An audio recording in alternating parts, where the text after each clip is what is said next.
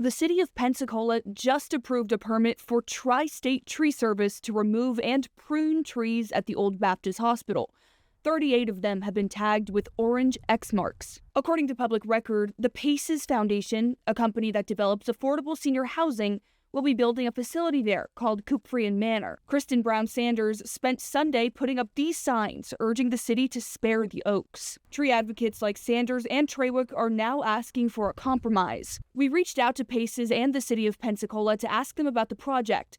Neither have responded, but here are some of the questions we wanted to ask. How many of these trees will be fully removed, and how many will just be trimmed? And will you consider pausing the removals based on the public's concerns?